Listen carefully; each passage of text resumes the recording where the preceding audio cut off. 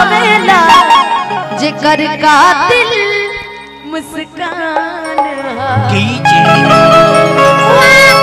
एगो हम कहीं हम बोले नहीं पहले मेरा कि हसावेला रोवावेला जेकर कातिल मुस्कान जी लइकन के रहे खातिर बनवला दिल भगवान लइकन के अरे काहे खाती हर बनवला दिल भगवान जी। हमको ही कि मस्त जवानी तेरी मुझको पागल कर गई रे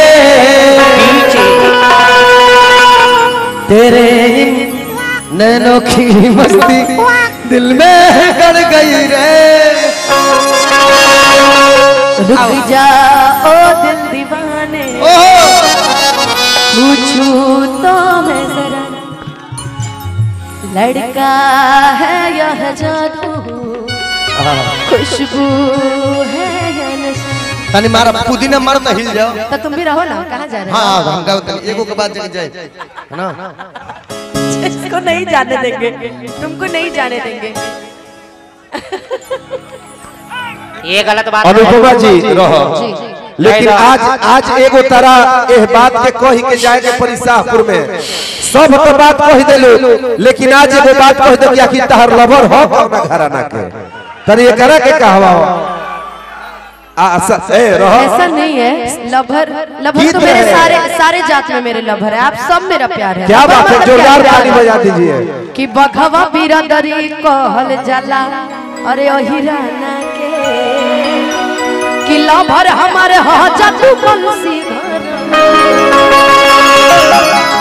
जतिए बरंड हम मालूम बजाना के यार हमारा अरे बबुआ ने खानदान सब जात में प्यार करेला, सबसे प्यार करेला। हर चुटकी भर से नूर के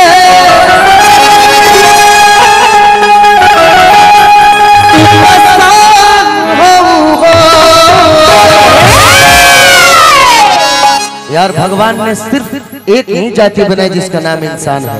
सही बात है, एक जाति लेकिन यहाँ लोग बांट दे हम यही बतिया में अगर कह दी कि बबुआन के अच्छा के अहिरान के ओही में कही कि भूमिहारो जी के अरे जान हो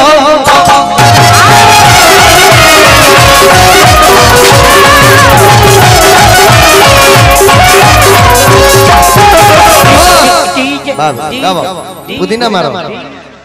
अब मत प्लीज, अब मत छोड़िएगा प्लीज, कान में बहुत। अरे भाई हमें सब निशाना के पक्का हवा। अरे पक्का है लेकिन बहुत बात से छोड़े ना कान में। चुआए गरम चुआए चुआए गरम चुआए चुआए गरम चुआए। ऐसे गोली पे याद आ गया। देखिए भाई जातीयता कोई नहीं करेगा कि मारे चुआए गरम सर के छह गोली छाती मेरे छाती में की पावर हो लाई अरे सब कुल जाति